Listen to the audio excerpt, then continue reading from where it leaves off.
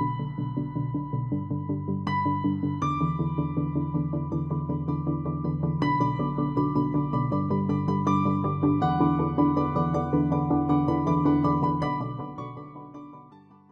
was always grateful to be able to stand here and share from God's word. And as I was preparing, God continues to challenge me in areas of my life. And I really hope that today the Lord will challenge you as well as we look through this portion. Thank you, Brother Pradeep, for reading God's word this morning and praying for all of us. All right. Somewhere.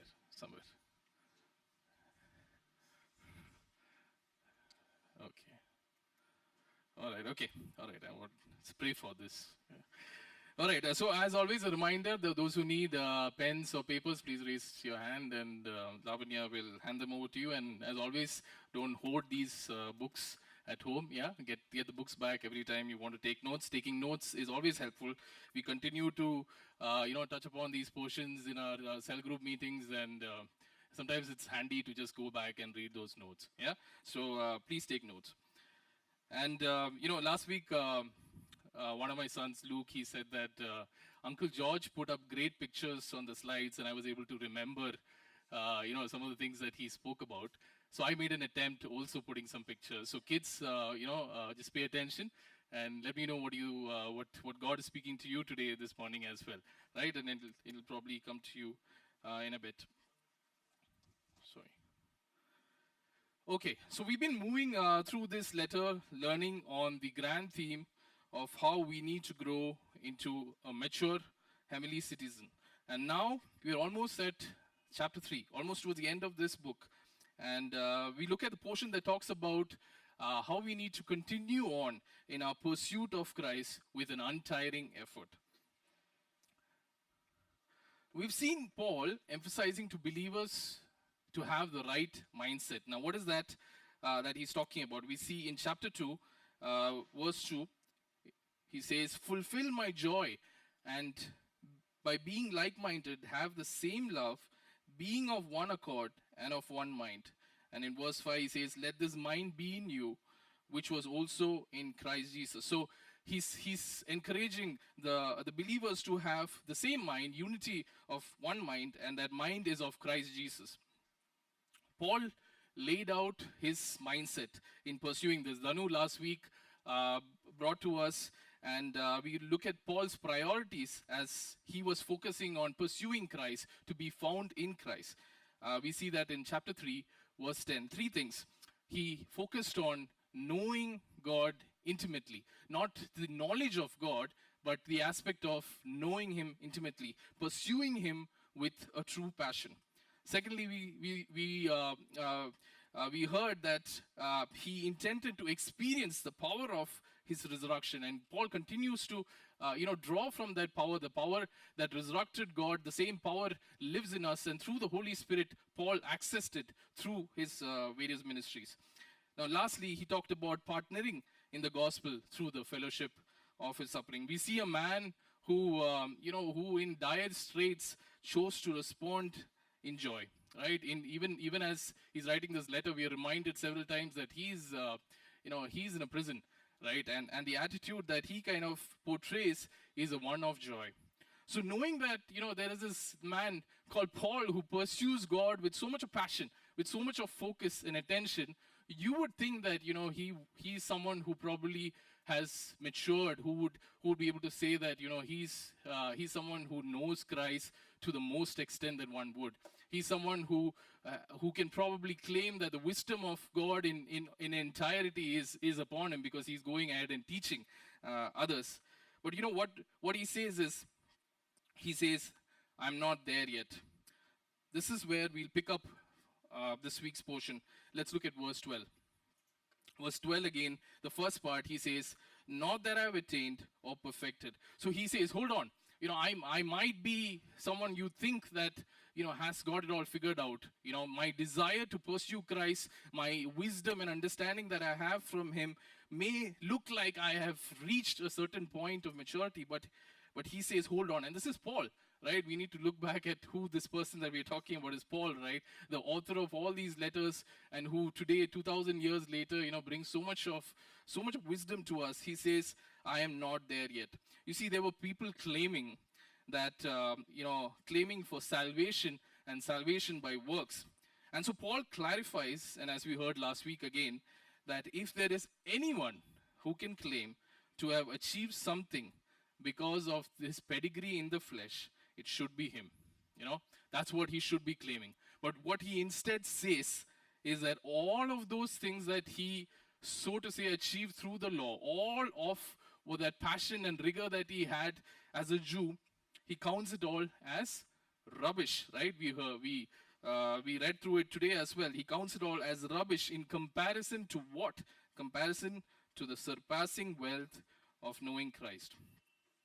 And we can draw three things from Paul's attitude towards growing in Christ, towards him being found in Christ. The first one is humility. And God today, we started with Steve talking about this, the humility aspect of Christ, right? And Paul displayed the same humility. Where does he get that from? He gets that from the mind of Christ, being grounded, right? We read that in chapter 2. He humbled himself. This is Christ, right? He humbled himself and became obedient to the point of death, even death on the cross. Such is the example. This is the pursuit of the Lord Jesus Christ, which gives him that aspect of humility. Secondly, it's almost a byproduct of being humble, right? Which is being a teachable spirit, right?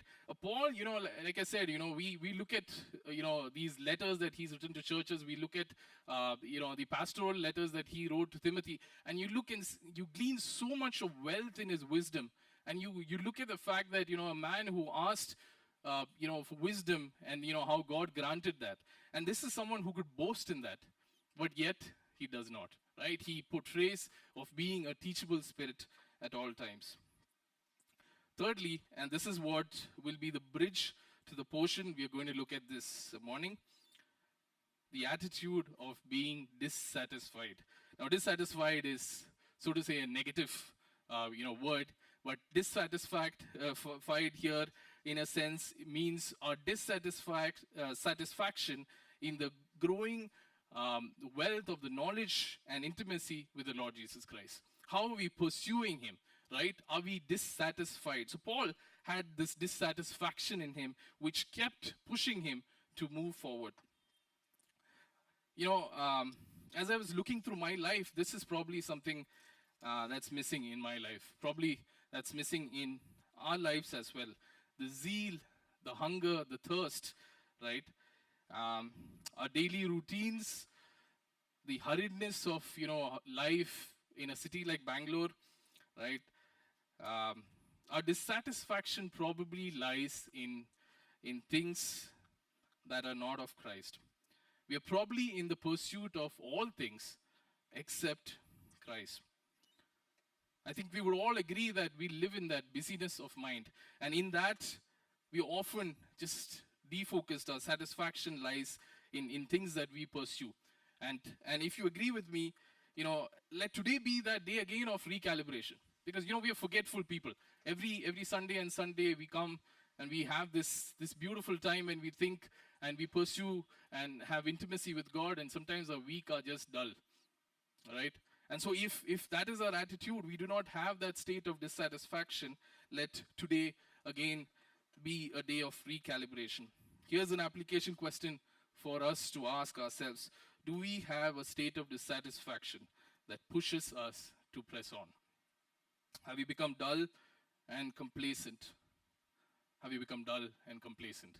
Having no form of no value of the richness that we have in the Lord Jesus Christ that pushes us in dissatisfaction to pursue him.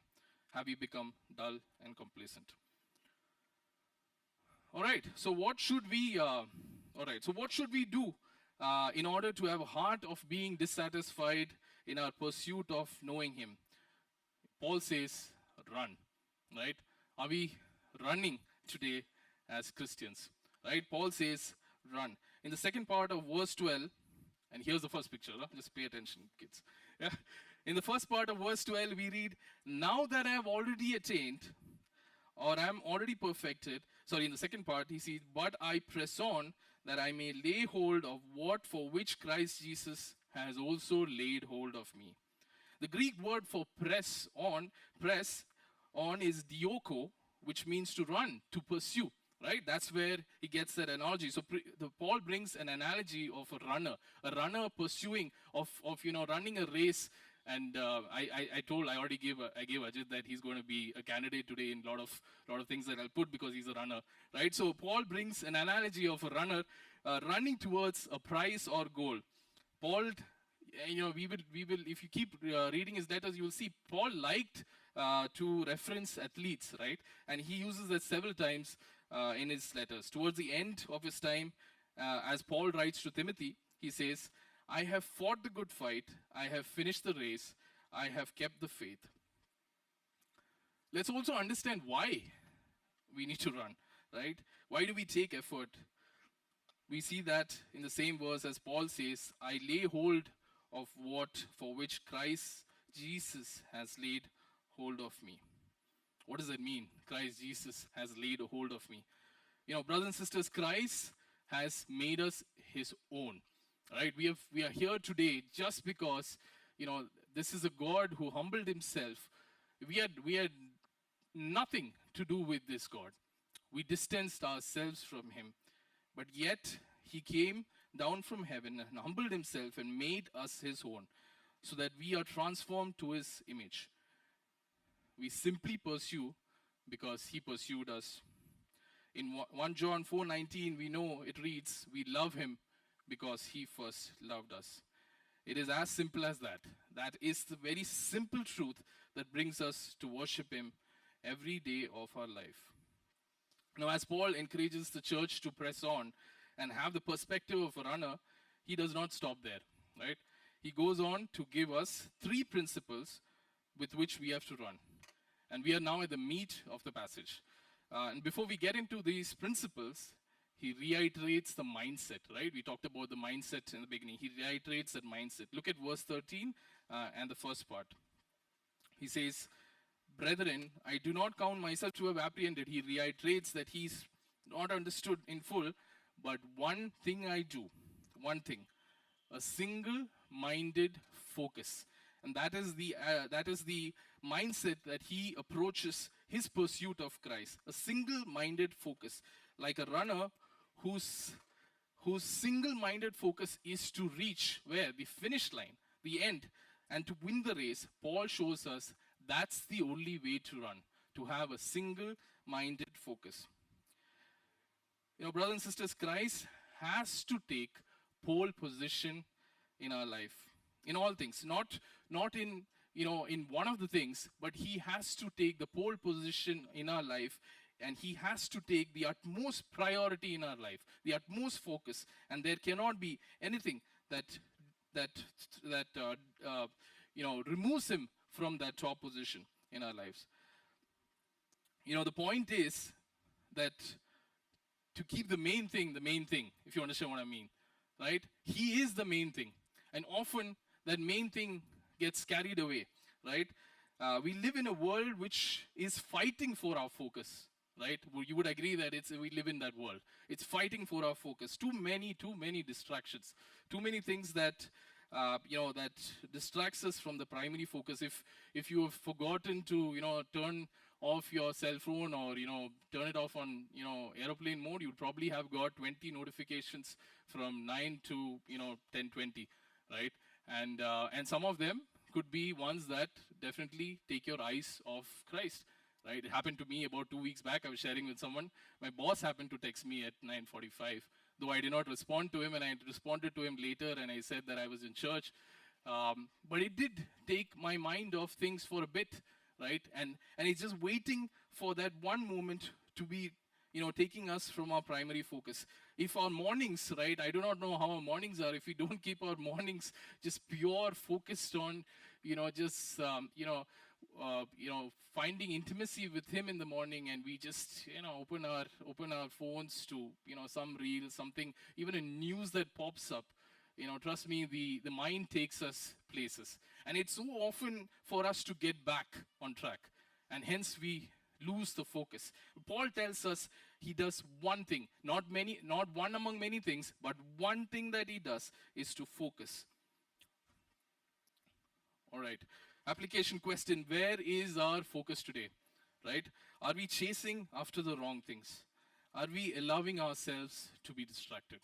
Something to think about in our own lives, that whether he holds the supreme pole position of focus in our pursuit of him.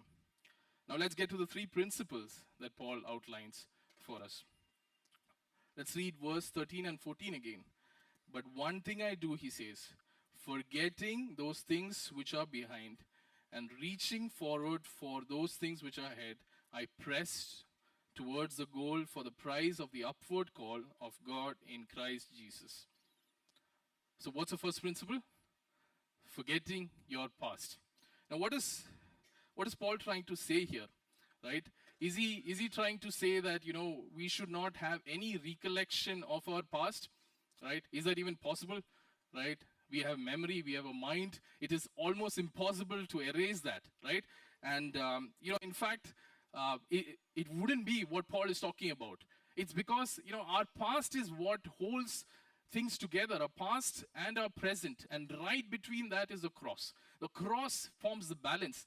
And that is what, propels us to worship him every day. Our past, who we were before and who we are now, and the cross right in the center that holds it together, that balance. So that is not what Paul is referring to by saying forgetting your past. I'll just add further. In Ephesians 2, we were reminded that we were dead in our trespasses and sins.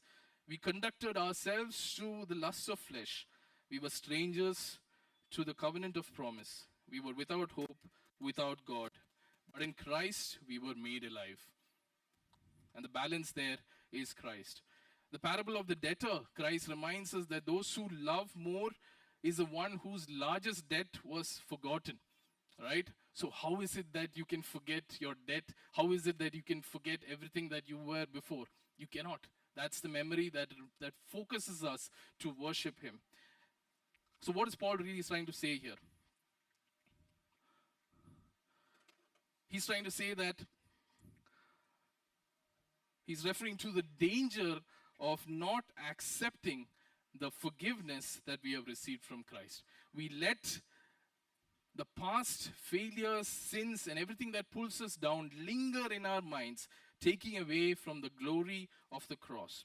Our sins, our failures, our weaknesses build an overwhelming sense of guilt, shame, and inadequacy. That is the foothold that the devil needs. Right? And if we give that foothold, the devil will build on it. And so what Paul is talking about is not giving that foothold, not accepting the forgiveness from what we have received from the cross is the biggest mistake and is biggest sin that we can do, taking away from the glory of the cross.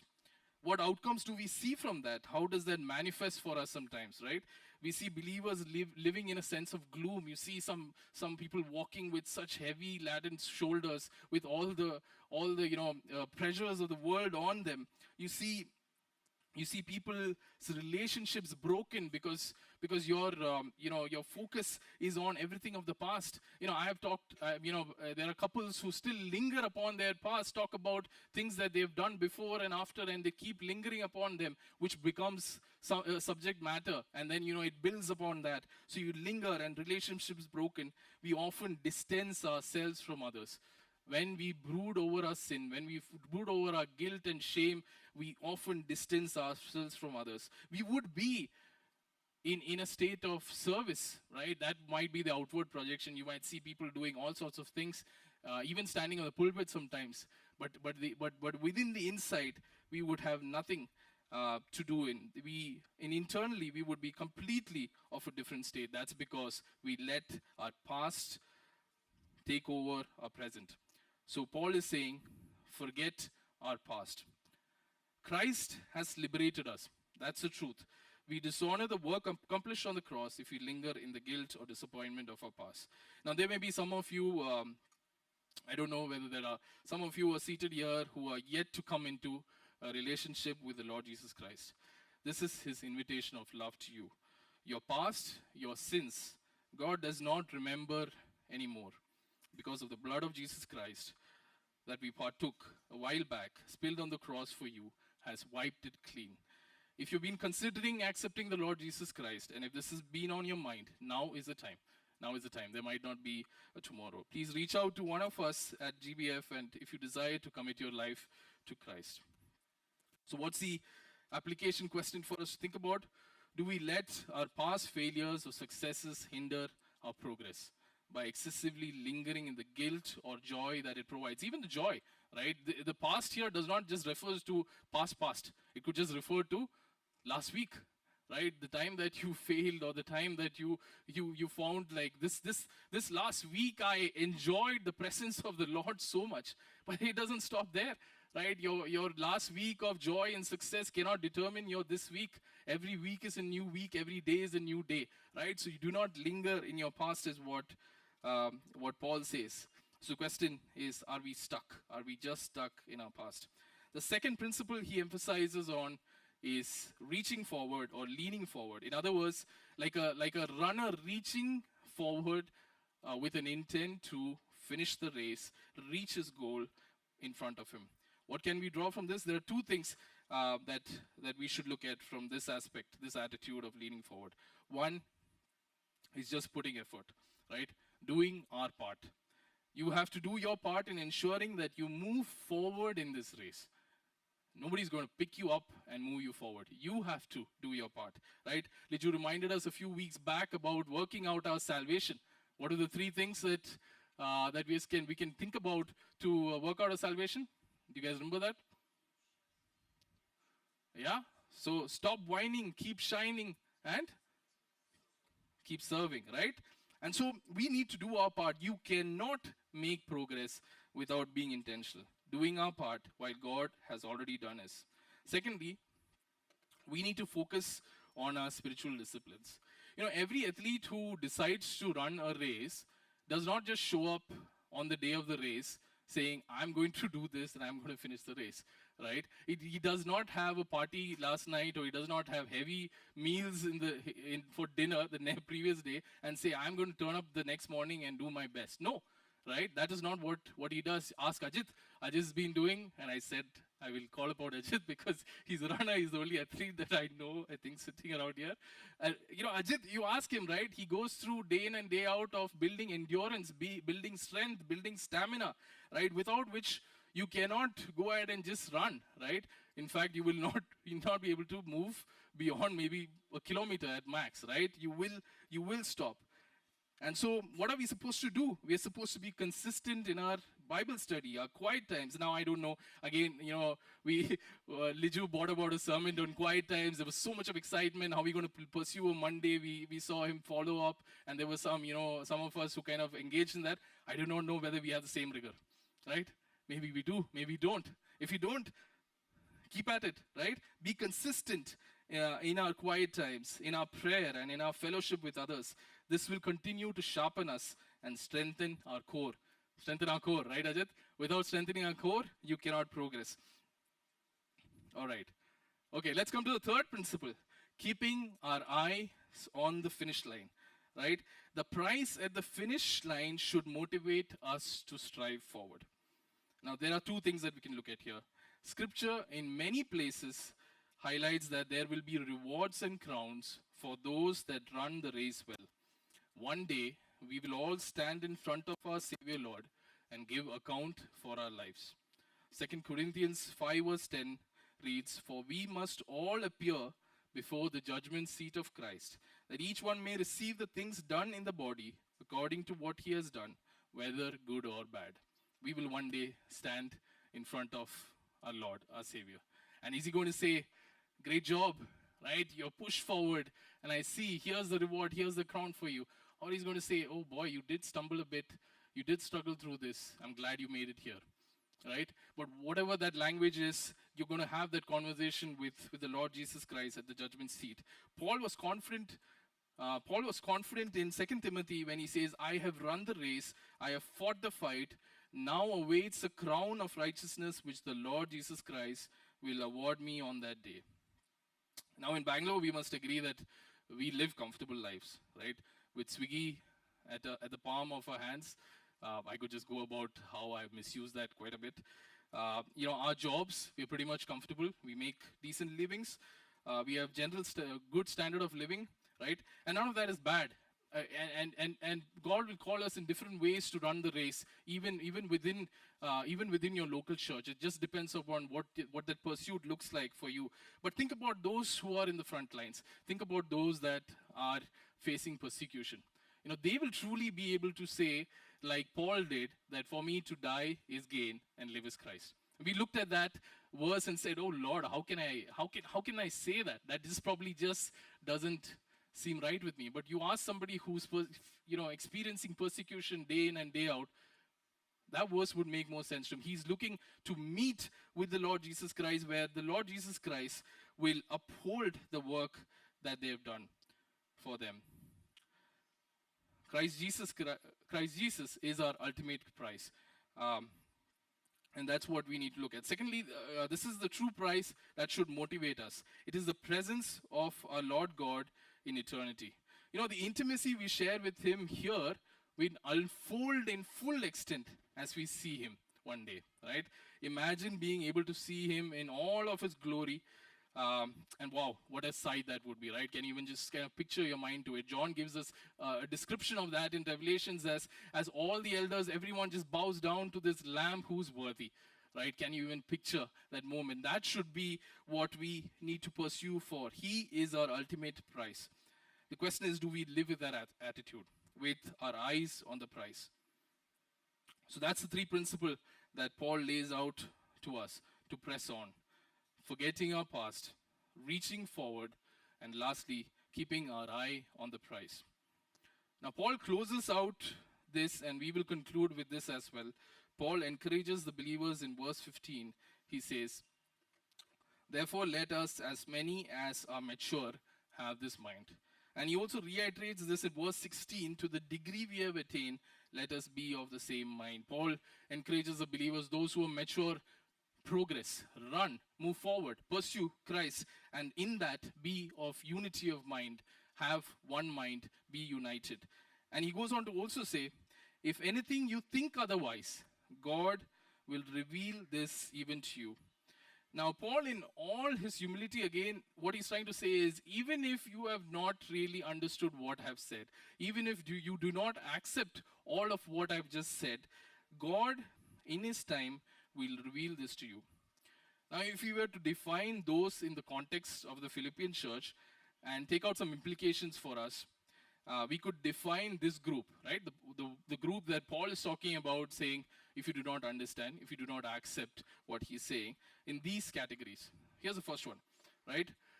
Those that have a status quo mindset. Now, the singles will definitely understand what the word fan means, because for the last 5 months, they have been hearing the word fan quite a bit. A fan is someone who is content with doing just the minimal, right? He's content doing the bare minimum, right?